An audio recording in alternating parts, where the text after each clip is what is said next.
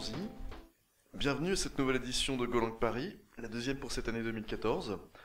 Une édition un peu spéciale cette fois-ci, car elle prend la forme d'une discussion filmée. Aujourd'hui, près de 3 ans après la première version stable de Go en mars 2011, c'est l'occasion pour Francesc Campoy-Flores, qui nous rend visite, de prendre la température et de voir si Go nous a laissé tiède ou nous a mis la fièvre. Francesc, Henri, Bruno, Jean-François, David, Régis, merci à tous d'avoir accepté l'invitation.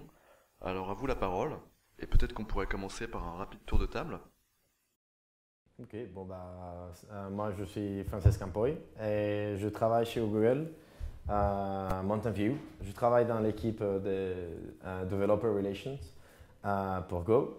Donc mon travail est de faire que les gens soient contents avec Go tant à l'intérieur et à l'extérieur de Google.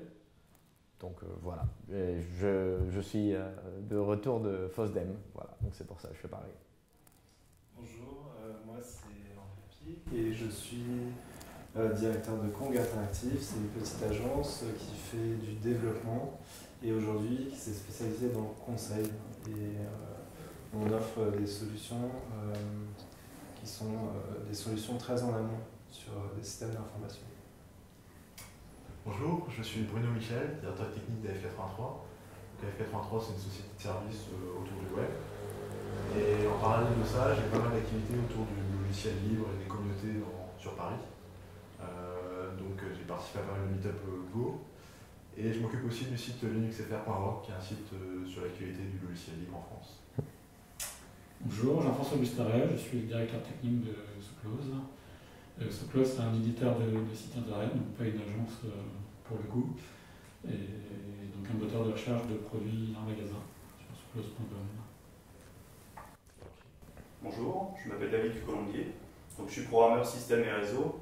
Pendant les dernières années, j'ai travaillé sur plein de choses telles que l'infrastructure, la sécurité, le load balancing, le DPI, etc. Je suis aussi, donc, pendant mon temps libre, contributeur au système d'exploitation Plan9. Et accessoirement, je contribue et je développe sur le langage Go. Okay, bonjour, je me présente Régis Marc-Joseph.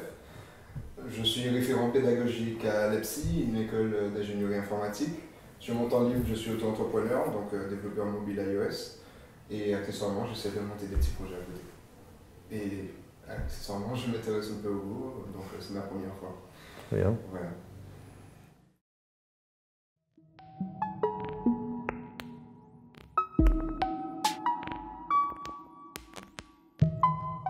Donc Go, c'est un langage de programmation qui n'est pas tout nouveau. Ça fait quand même, je crois que c'est presque 4 ans qu'il est déjà open source. Et on est en train de travailler sur la version Go 1.3. Et en fait, c'est un langage de programmation qui a été créé chez Google en tant que projet du 20%. Donc les ingénieurs qui font d'autres choses que leur boulot. Et il a été créé en fait avec l'idée de remplacer surtout du C++ pour des projets très grands. Donc très grands dans deux sens. Sur le nombre de lignes de code, c'est des lignes de code très très grandes. Donc le serveur de recherche de Google, c'est assez grand quand même.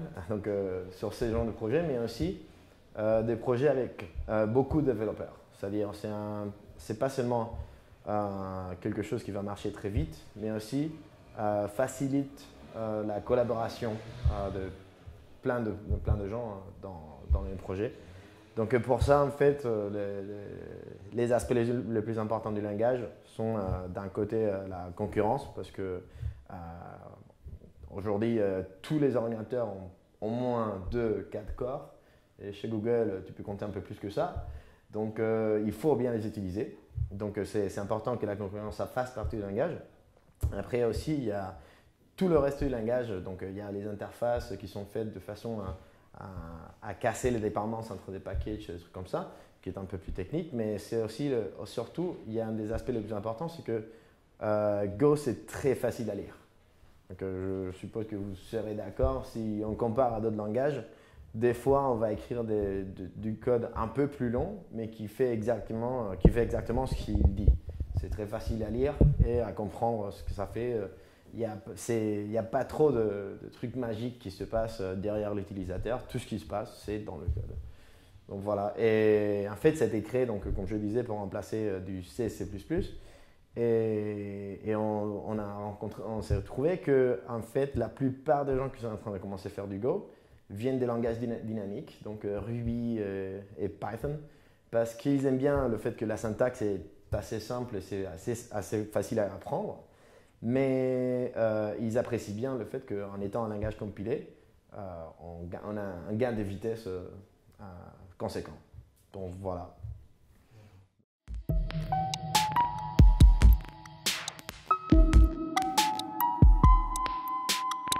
Moi, Go, c'était un peu une découverte, c'est-à-dire que les problématiques dans lesquelles on se retrouve, on est avec des contraintes de budget. Et Go permet de travailler avec des systèmes, en termes hardware, qui sont vraiment très légers et ça consomme très peu de ressources, d'énergie et tout ça. Donc c'est un aspect qui était assez important, surtout pour des pays comme l'Afrique où je fais souvent du conseil, parce qu'il y a des data centers qui sont dans des zones isolées et où l'accès à l'énergie n'est pas si évident que ça. Donc l'énergie, il faut souvent la fabriquer soit avec des piles à combustible, soit avec des panneaux solaires. Donc ça permet de mettre en place des systèmes d'information qui sont autonomes et éco-responsables, ce qui est important. Génial. Actuellement, si je peux me permettre, Henri, vous êtes en train d'étudier ce langage et vous projetez peut-être de l'utiliser dans le futur. Tu as un regard, tu jauges le terrain et tu projettes peut-être de l'utiliser dans certains projets. Alors pas moi directement, oui. Enfin, c'est vrai que j'ai un peu d'expérience en développement, mais plus dans ce qui était de l'AS2, AS3, parce que je viens de l'AS2. Mais oui, en tant que conseil, en créant des cahiers des charges, en faisant peut-être des tests techniques sur des charges. Plus dans une logique de préconisation, voilà. De conseil. Exactement. Et après, bon, bien sûr, il y a des appels d'offres qui sont mis en place avec des grosses SS2I qui sont capables de prendre en charge des projets qui ont un certain volume. Ok. Alors chez F83, comment ça se passe Go? On regarde ça depuis le début presque. Ouais, alors, moi j'ai un rôle un petit peu particulier chez F83 parce que je m'occupe de faire de la veille techno et je prends les projets assez tôt. J'aime bien explorer pas mal de choses, essayer pas mal de nouvelles techno. Donc Go, ça fait un bout de temps qu'on l'a sur le radar. Je pense que ça doit faire quasiment depuis qu'il est open source, ça doit faire 3 ou 4 ans qu'on l'a. Et pourtant, le premier projet que j'ai fait en Go, c'était pas pour F83, c'était un projet perso. C'était pour le site linuxfr.org. Donc c'est un composant qui sert à générer des fichiers EPUB. Donc linuxfr, c'est un site qui est d'actualité. Donc il y a des dépêches, des articles sur différents sujets liés au logiciel libre. Ils sont publiés au format HTML nativement. Et le composant en Go en fait c'est un peu un proxy. Il récupère la page HTML et il la reformate en EPUB. Donc ça c'est un truc qui est pas forcément très compliqué. Mais le faire en Ruby c'était pas simple, ça prenait beaucoup de ressources, ça commençait à nous poser quelques problèmes de concurrence, il fallait faire plusieurs requêtes pour récupérer les commentaires associés aux articles et tout ça. Et le faire en Go ça s'est fait très facilement et ça a permis de résoudre un peu ces problèmes de performance. C'était assez sympa. Et depuis, effectivement, on l'utilise pas mal chez F83 en complément de ce qu'on a actuellement. Donc ça vise pas à remplacer tous les stacks web qu'on peut avoir, les Ruby on Rails, etc. Mais par contre, sur certains composants, effectivement, on a des besoins de concurrence ou de performance ou des fois d'être embarqué chez les clients. Par exemple, j'ai un cas en tête, pour l'aéroport de Paris, on a fait une borne qui sert à orienter les voyageurs. Et ces voyageurs peuvent embarquer avec eux un ticket de caisse qui leur sert à récapituler leur parcours. Et donc pour imprimer ce ticket de caisse, le démon d'impression en fait est en Go.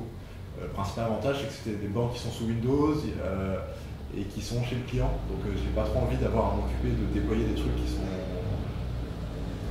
devoir installer un langage dynamique, devoir récupérer des backtraces et tout ça. Et là avec Go je suis relativement tranquille, c'est un langage compilé, il n'y a pas de dépendance lié statiquement, donc je peux juste envoyer mon binaire une fois de temps en temps au client pour qu'il puisse déployer ça sur ses bords.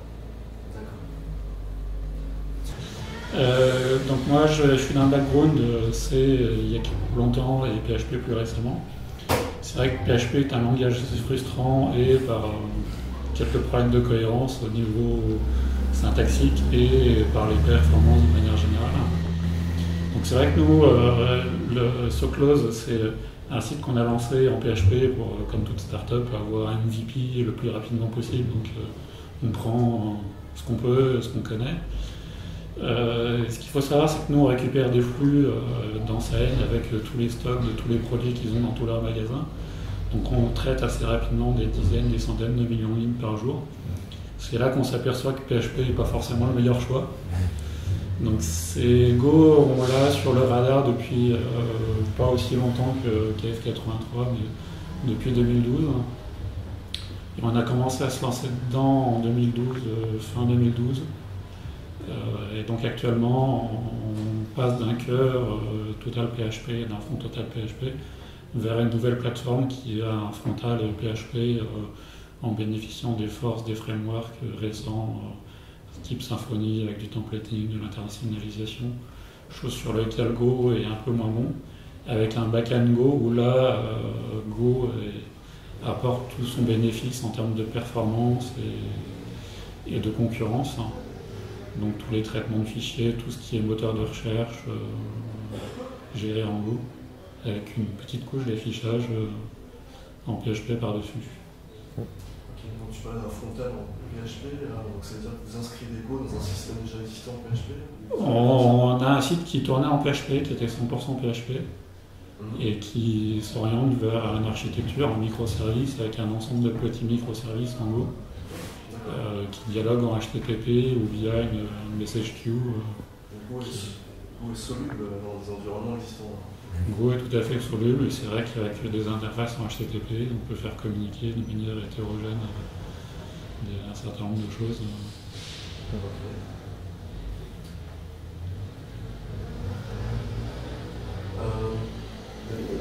Donc, comme je l'ai dit, je suis contributeur au système d'exploitation de Plan9 depuis des années. Donc quand j'ai vu que Rob, Ken, Russ et les autres ont lancé un nouveau langage en novembre 2009, j'ai sauté sur l'occasion. Et donc j'ai découvert un langage très similaire au C, mais qui corrigeait toutes les imperfections qu'on pouvait trouver au C. Typiquement, on peut noter la concurrence qui est directement intégrée au langage, qui existe sous Plan9 sous la forme de la ellipse-red, mais qui est plus compliqué à utiliser sous Unix. On voit aussi donc un langage qui intègre des types comme les strings nativement, beaucoup plus pratique à utiliser. On voit toute une bibliothèque standard très riche et qui abstrait l'OS. Et ça, c'est quelque chose qui en C revient systématiquement sur chaque gros projet. Dès qu'on a besoin de portabilité, on se retrouve à réécrire une énième couche d'abstraction de l'OS et Go fournit cette couche. Il y a encore plein d'autres détails que j'ai plus en tête. Ok. Voilà. Régis, c'est un petit peu spécial parce qu'on t'a convié, tu fais partie d'une équipe pédagogique dans une école d'ingénieur. Tout à fait. Et pour toi, Go, c'est totalement nouveau. En fait. C'est totalement nouveau en fait. Et quand j'ai été invité à venir ici, donc je me suis. Bon, premier réflexe Wikipédia. Donc j'ai vu qu'effectivement ça descendait du C, etc. J'ai lu le Hello World, effectivement c'était très lisible, comme vous disiez. Et c'est maintenant que j'apprends en fait vraiment l'application qu'il peut y avoir, donc aussi bien au niveau du web qu'au niveau de l'infrastructure plus grosse. Et effectivement, si le Go peut apporter une nouvelle dimension que les autres langages une autre dimension auquel les développeurs ne réfléchissent pas forcément, comme l'économie, donc si on s'oriente Green IT, ça peut vraiment ouvrir d'autres perspectives qui sont beaucoup plus intéressantes en fait. Et d'un point de vue pédagogique, je reviens à ce que je connais, ça peut être très intéressant tout simplement. Parce que qui dit écologie dit économie, je pense. Et donc forcément on va y arriver, je pense. J'ai beaucoup de fois dit je pense, c'est pas grave. Mais voilà. Et bon, post-publicité, dans la mesure où en fait mon école propose des cours de Green IT, de programmation parallèle, de concurrence, donc, et d'architecture web, bon ça serait plus pour le spécifique, je suis totalement ouvert en fait à proposer aux étudiants de se lancer, à les inviter à faire le pas, à essayer de nouveaux langages, et non pas à se restreindre à la sempiternelle liste qu'on a l'habitude d'apprendre tout simplement. Oui, bah, moi, mon travail en partie, c'est un peu du côté pédagogique aussi, mais en interne et en externe. Donc, je fais tant des trainings en interne chez Google, mais aussi des Code Labs à l'extérieur. Et aussi, je vais pas mal de conférences pour expliquer un peu pourquoi Go est tellement bon. Donc, et en fait, c'est très intéressant ce que tu disais tout à l'heure, que d'un point de vue pédagogique, c'est intéressant à apprendre juste parce que c'est un nouveau langage. Et apprendre un nouveau langage, tant de programmation comme en langage normaux, c'est super bien pour les cerveaux. Mais aussi, Go, en fait, il a été utilisé par. Il y a des universités aux États-Unis qui ont remplacé du C++ qu'ils utilisaient avant pour les cours de concurrence par du Go.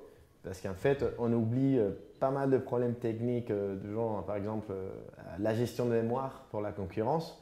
Ça peut être un peu compliqué, donc ça peut devenir très difficile pour un étudiant qui commence à programmer, de comprendre la concurrence et toute la mémoire en même temps. Donc en fait, ils ont commencé à faire du Go et ça marche très très bien. Je ne me rappelle plus l'université que c'était, mais c'était assez intéressant de voir un étudiant d'université qui a envoyé voilà, j'ai un problème pour un cours de l'université, il faut que je sauve ça, et je ne sais pas comment. Donc ça, c'était pas mal. Et puis, sinon, ouais, il y a aussi, je suis en train de travailler sur la nouvelle version d'une des façons les plus intéressantes, je crois, d'apprendre Go. C'est le tour de Go. Donc, c'est un outil, c'est une page web où on peut apprendre du Go en commençant par juste le Hello World. Sauf que World, en fait, je ne me rappelle plus comment on l'a dit, un chinois, mais c'est écrit en chinois. Voilà, donc on a du code, on peut l'exécuter, on a aussi des slides et il n'y a pas besoin de compiler quoi que ce soit, ça marche tout directement sur le web. Et en fait, c'est assez intéressant parce que tu peux commencer par écrire, pas juste exécuter le Hello World et après tu commences à apprendre tous les basiques, les fonctions, la concurrence, les interfaces et tu finis par écrire. C'est comment ça s'appelle en français Ah oui, non, c'est un bac à sable, mais en fait, tu finis par exécuter. C'est le truc qui cherche sur, en fait, crawler. Un crawler, c'est ça. Crawler, en français, crawler, je suppose. Je suppose. Voilà, donc voilà, tu finis par faire un crawler concurrent. Donc ça. Quand tu penses au début, ça a l'air super compliqué. Une fois que tu as compris tous les concepts de Go, en fait, c'est pas si compliqué que ça. Ça rentre dans une page de code. Donc c'est pas mal, je crois, pour le premier langage pour les programmeurs. Ça peut être un très bon choix, je crois. Ouais, et donc en fait, tu as visité, tu as fait une présentation à FOSDEM, et puis il y avait aussi la Take Off Conference. Oui. Tu principalement parlé, tu fais de l'introduction à Go ou alors parfois tu as des thématiques ou des champs d'application? Donc ça dépend vraiment de la conférence où je vais.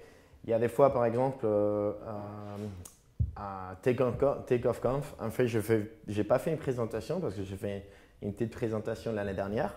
Donc cette année, j'ai décidé de faire quelque chose de différent. Je suis musicien amateur, donc du coup, j'ai décidé de montrer comment on pouvait faire la musique avec Go. Donc c'était vraiment sympa, c'était assez marrant de se sentir un peu DJ en face de tout le monde, c'était cool. Mais après, pour FOSDEM, on avait une dev room qui était pleine le jour complet. C'était impossible à rentrer, donc ça c'était bien sympa, très, très grand succès. Et il y avait des talks. Pas vraiment, il y avait un des talks qui était un peu au niveau d'introduction, c'était 10 choses que tu ne connais pas sur Go. Et c'était bien parce que la plupart du monde, au moins, on trouvait une qu'ils ne connaissaient pas, donc c'est déjà pas mal. Mais après, les autres, c'était des projets très intéressants, des niveaux assez compliqués. Il y avait des gens, par exemple, il y avait Elliot, je ne me rappelle plus de son nom, c'était… Un instant… C'était quand même Elliot Stoneham qui a créé un projet qui s'appelle TARDIS Go, qui en fait est un compilateur de Go sur d'autres langages. Donc ça compile pour iOS, ça compile pour je crois que c'est du Java aussi, et du JavaScript et du Flash, je crois. Et en fait, c'est assez impressionnant. Donc c'est assez complexe à comprendre, mais il a tout fait en Go. C'est vraiment très intéressant. Et après, il y avait d'autres gens qui ont fait en fait c'est des gens qui ont fait leur projet d'études, donc leur doctorat. Ils ont implémenté des choses assez complexes en Go et ils partageaient leur expérience. C'était vraiment sympa. En fait, tu as ce point commun avec Andrew Gerard, qui lui aussi Ouais. a touché musique électronique. Oui, c'est ça. Moi, en fait, lui, il fait la musique électronique. Moi, je suis plutôt pianiste classique. Mais j'aime bien aussi. Donc, c'est ça qui est marrant. C'est lui, il a fait des trucs de musique où il se base à partir des ondes. On fait des sons, on fait la musique électronique. Et moi, je suis plutôt parti du côté, tu as des notes.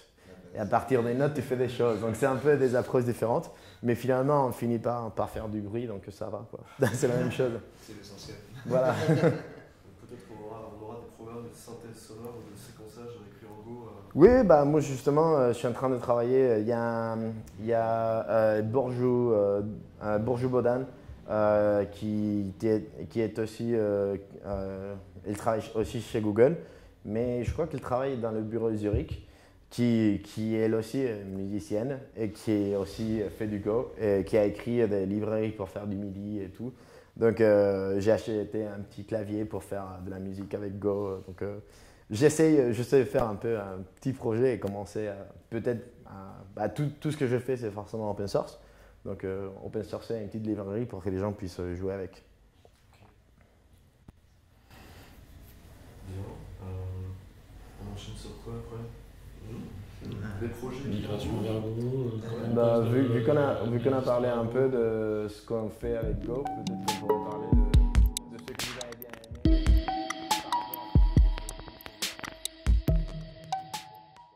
Ce que j'ai aimé dans Go, c'est ce que je disais un peu tout à l'heure, voilà, la consommation CPU, la possibilité d'avoir aussi de compiler ça pour de l'ARM, c'était très intéressant. Ensuite, ça a l'air, alors j'ai pas vraiment un retour exact là-dessus, mais ça a l'air d'être un langage très sécurisé, tant dans la gestion de mémoire que aussi pour des raisons de... par exemple, il y a des langages haut niveau comme le PHP où on peut retrouver quand même des failles assez conséquentes.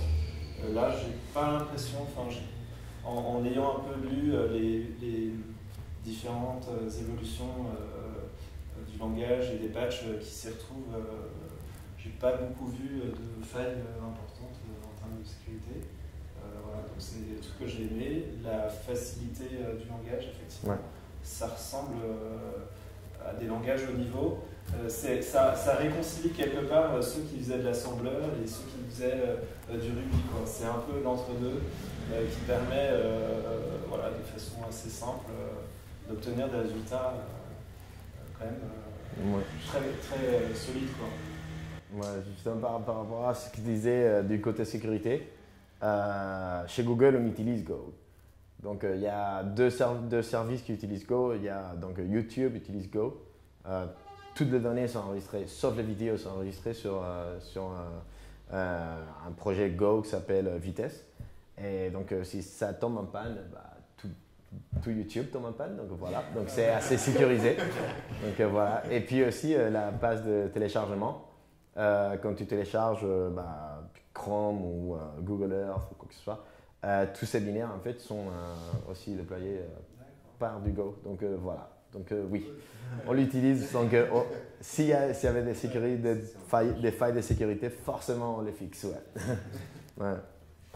Bon, moi en fait, j'ai juste un problème avec Go parce qu'on dit beaucoup de bien de Go, mais venant de C++ avec un environnement de développement très confortable, en fait, moi, le réflexe que j'ai, et ça revient souvent dans les meetups de rappel au casé, c'est le débogage. Pour parler français, ce qui est débogage.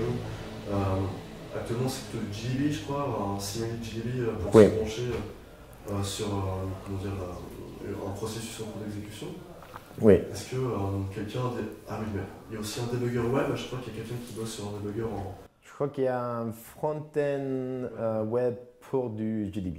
Ouais. Donc c'est quand même du GDB. Et on est au courant que le GDB, c'est pas tout à fait la meilleure option pour Go. Ça marche pas complètement.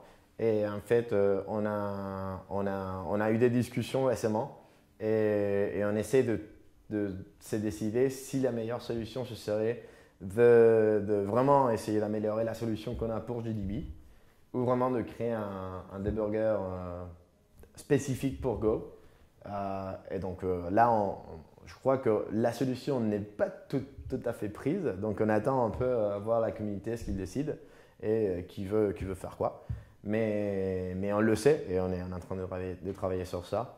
Dans la nouvelle version de Go, Go 1.3, un des trucs qu'on va faire, c'est on va changer un peu le format binaire qu'on a, les informations de débogage qu'on stocke sur les binaires. On va réorganiser ça parce que avec le temps, c'est parti un peu en vadrouille. Donc l'idée étant d'avoir un format plus simple, avoir une très bonne idée de vraiment ce qu'on a besoin et à partir de ce moment-là, pouvoir créer un debugger qui marche vraiment comme on voudrait, quoi. Donc bon, on est en train de travailler sur ça, oui.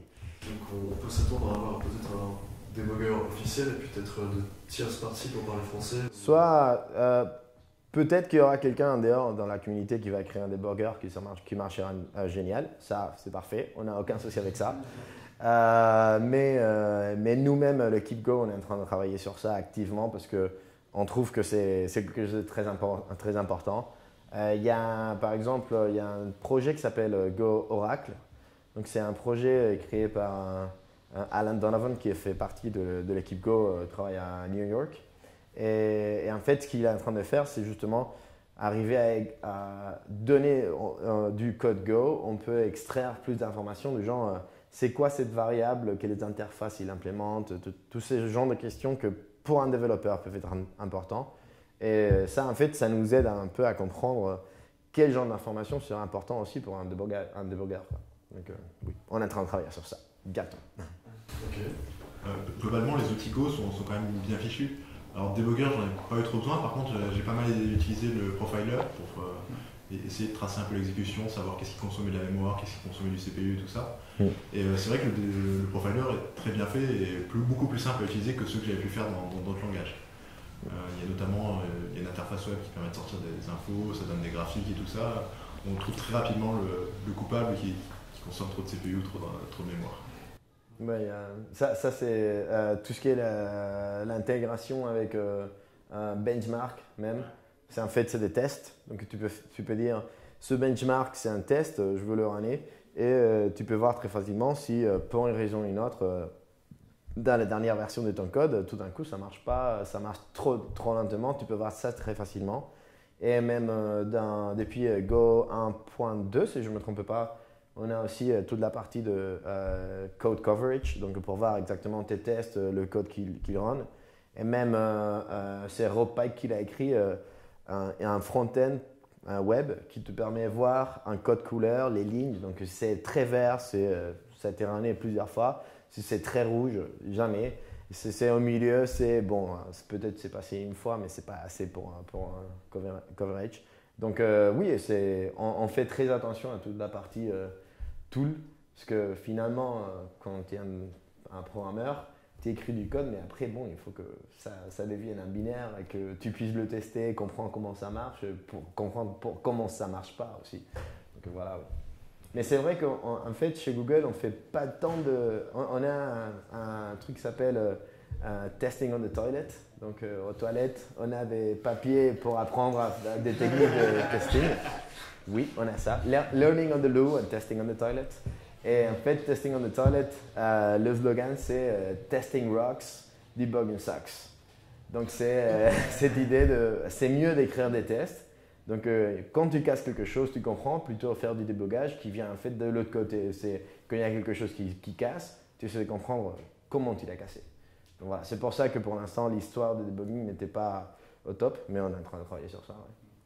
D'autant que sur un langage aussi concurrent de Go, quand on a des milliers de Go routines, arriver à débugger, à parcourir toutes les Go routines et parcourir toutes les stacks de toutes les Go routines. Ça peut être compliqué. Il y a un projet en fait, il y a un projet pour créer Donc, je ne sais pas si vous avez vu, il y a un talk de, je ne me rappelle plus son nom, mais c'est le créateur de Erlang qui avait fait un talk qui était sur comment créer du software resilient, donc qui ne s'arrête jamais. Et il montrait un peu comment un Erlang, donc qui est un modèle de concurrence similaire à Go, on pouvait visualiser toutes les Go routines et même voir comment communiquer entre elles, créer des petits groupes et tout. Donc ça, ce serait génial d'avoir un Go. Pour l'instant, il n'y a personne qui l'a fait, mais c'est une des idées, arriver à comprendre. Parce que bon, c'est vrai que c'est pas tout le langage que tu arrives à avoir des millions de Go routines que ça marche. Donc ouais. On a besoin de nouveaux tools pour comprendre ce genre de problème qu'on n'avait pas avant, oui. Ouais. Qu'est-ce qu'on pourrait rajouter en fait? Moi j'aurais bien aimé continuer parce que enfin, quand tu as demandé quand on dit beaucoup de bien tout ça, qu'est-ce qui manque en fait? Parce que le langage a évolué encore, mais avec vos yeux d'utilisateurs et de concepteurs, qu'est-ce qu'il manque concrètement? Donc mis à part ce que tu as soulevé. Est-ce que ce n'est que ça? Est-ce qu'il y aura d'autres choses derrière? Il y a d'autres questions génériques, c'est moi. Ah oui, on avait dit quoi?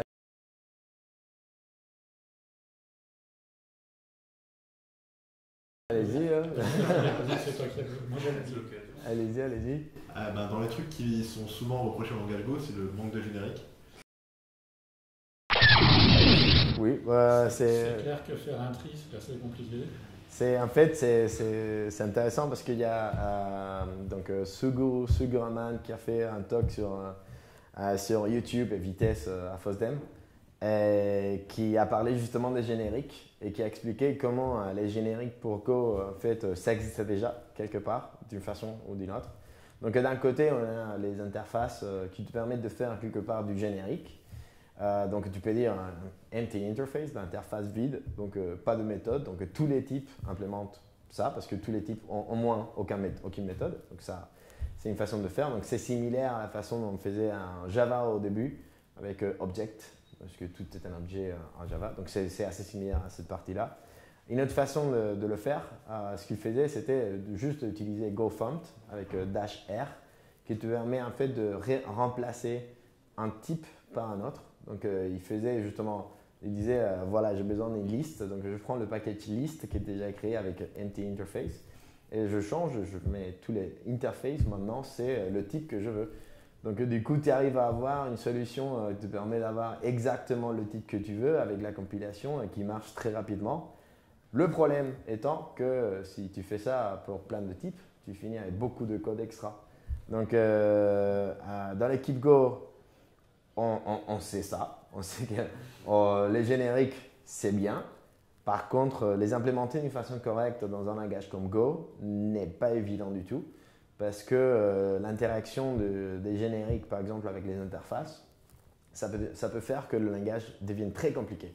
Et pour l'instant, on a réussi à avoir un langage dans lequel toutes les propriétés du langage, toutes les parties du langage sont assez orthogonales. Donc une fois que tu as compris une partie, et tu vas apprendre une autre. En fait, les interactions entre l'une et l'autre sont ce qu'on s'attend. Donc, il n'y a pas des choses bizarres du genre non, mais si tu utilises cette partie-là et cette partie-là, ça ne marche pas.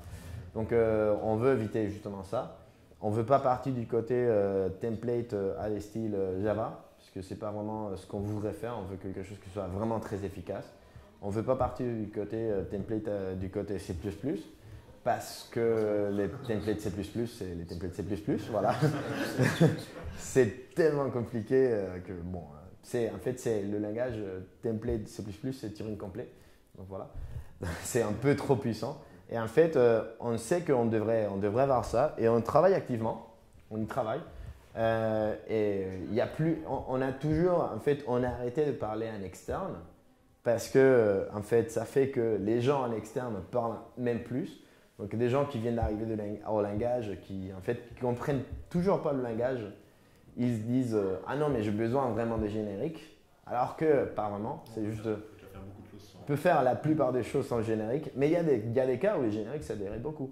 Donc dans ces cas-là, en fait l'équipe Go on est en train de travailler et il y a des gens assez brillants dans l'équipe Go. Donc il y a Ken Thompson, il y a Rob Pike, il y a Ian Taylor qui est aussi brillant et ensemble, ils proposent des solutions et puis ils se battent entre eux pour arriver à trouver est-ce que c'est assez bon pour le langage ou pas. Et dès qu'on arrive à trouver une solution qui est assez bonne, c'est clair qu'on va la rajouter, oui. Mais pour l'instant, non. On l'a pas.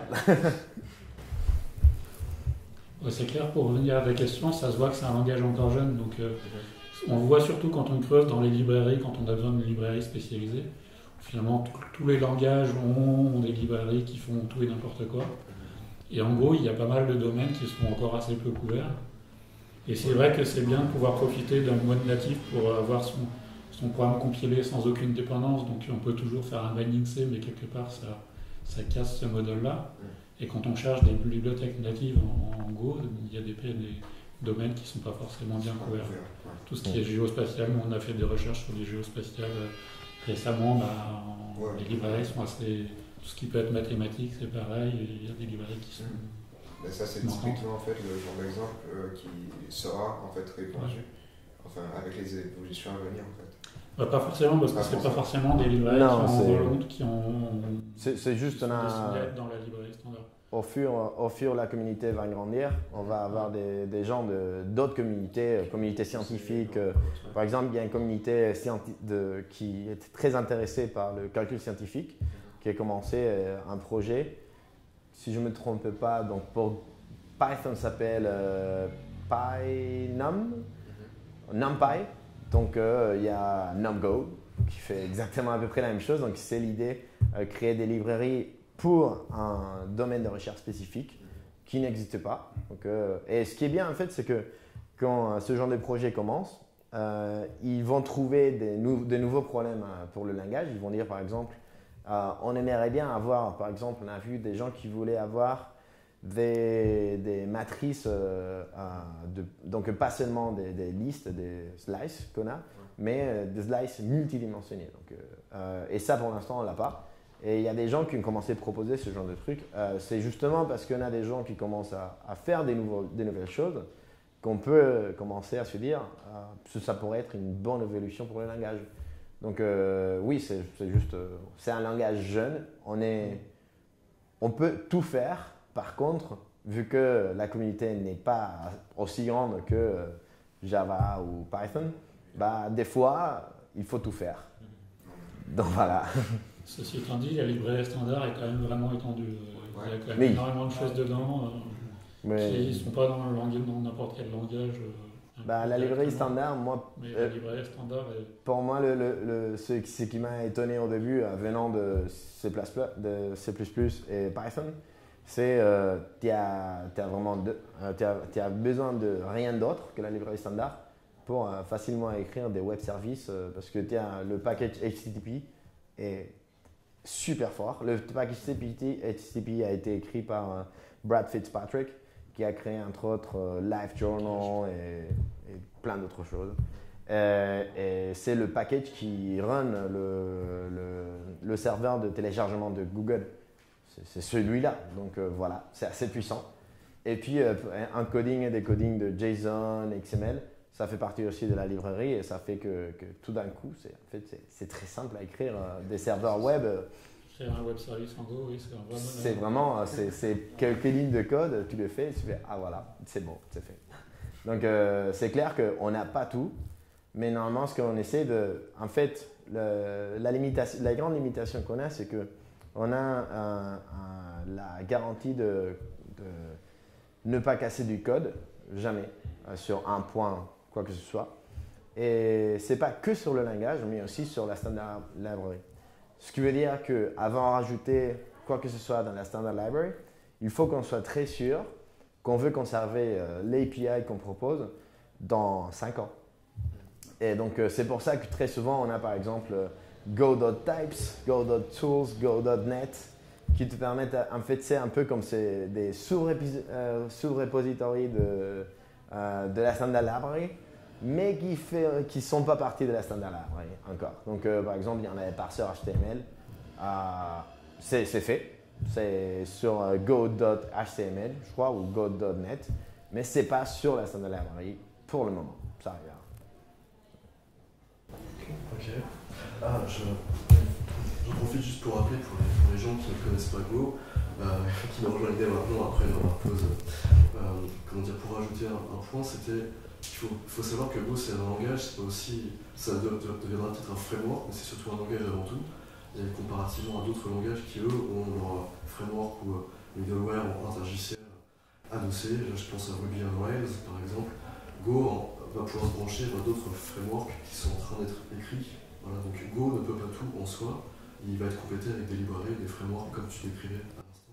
Oui, y a des gens qui écrivent des frameworks pour Go. Donc par exemple, il y a un framework pour le web que j'ai utilisé et je trouve que c'est super bien fait, c'est Martini. Ça s'appelle Martini et ça marche très très bien. Mais c'est vraiment, c'est ça, c'est des communautés qui arrivent, par exemple des communautés qui arrivent de Ruby, qui sont habituées à utiliser Ruby on Rails, qui veulent créer exactement la même chose en Go. Bah, ils le font. Des gens qui viennent de PHP et qui connaissent plus Symfony, bah, ils vont essayer de créer la même chose en Go. Non, mais il y a des gens, à chaque fois qu'il y a des gens qui viennent, ils essaient de créer leur propre façon à faire. Ils sont habitués à quelque chose et ils peuvent le refaire en Go, il n'y a aucun souci. Et après, il y a aussi il y a des librairies qui sont très puissantes. Donc, par exemple, il y a une librairie que j'ai utilisée récemment, c'est Port Audio. Donc, pour faire la musique, c'est écrit en C. Je ne voulais pas la réécrire en Go parce que déjà, je n'ai pas le temps et puis pas envie. Donc, du coup, en fait, c'est tout simple. Tu peux rajouter une petite couche de Go au-dessus, ce qui te permet de réutiliser une librairie C depuis Go. Et en dehors du package, en fait, ça a l'air d'être du Go natif. Donc, c'est assez simple, en fait, d'utiliser du code qui était déjà là. Soit, comme tu disais, en faisant des petits services et juste en se communiquant différents process en utilisant HTML et puis peut-être, HTTP et puis peut-être JSON ou XML. Ou sinon, même en utilisant vraiment mettant le code C dans du Go, ça marche aussi. Ouais.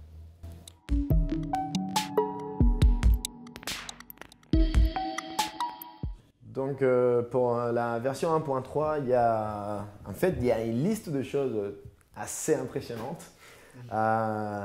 Surtout, il y a l'amélioration de la performance pour plein de trucs différents. Donc il y a le garbage collector. Donc, si je me rappelle bien, en français, c'était quelque chose comme le ramasse-miettes. Voilà, c'est beau. Le garbage collector, il va être 100% précis. Donc, ça a amélioré le temps d'exécution. Aussi, les maps, les channels, les slices, les arrêts. Non, pas les arrêts parce que ça ne fait rien, mais les slices vont être plus rapides. Et aussi, un des trucs qui est peut-être le plus surprenant, c'est qu'on va réécrire le compilateur. Donc maintenant, le compilateur principal est écrit en C et on va le réécrire en Go. Et en fait, de la façon dont on va la faire, c'est on va écrire en Go, un traducteur de C à Go. Et en fait, justement, on a dans notre équipe Ken Thompson, qui est un peu un des pas créateur, mais bon, il connaît C très très bien. Donc lui, il était d'accord avec ça. Donc on va créer ça, on va créer un traducteur de C à Go. Et ça, en fait, ça va nous permettre surtout d'avoir un compilateur pour Go écrit en Go, ce qui va permettre que la communauté Go puisse aider dans le compilateur plus facilement. Parce que maintenant, le problème, c'est qu'on a une communauté de programmeurs Go. Et s'ils veulent les aider sur le compilateur, il faut qu'ils apprennent du C. Et ce n'est pas toujours facile, donc je crois que c'est une des grosses nouveautés pour le langage. Oui. Okay. Voilà. Merci à vous tous d'avoir réalisé ce petit hack avec nous. Ce n'était pas garanti qu'on y arrive. Tiens, juste maintenant quand je parle, l'appareil vient de s'arrêter. Oh ça fait une claque. J'ai pas entendu. Ouais, j'entends des claques. Ouais. Est-ce que tu es sûr que ça fait pas une demi-heure? Je croyais que c'était une photo, un truc comme ça. Ça prend des photos pendant la vidéo, c'est cool ça. En fait, ça n'a rien filmé, il faut tout recommencer.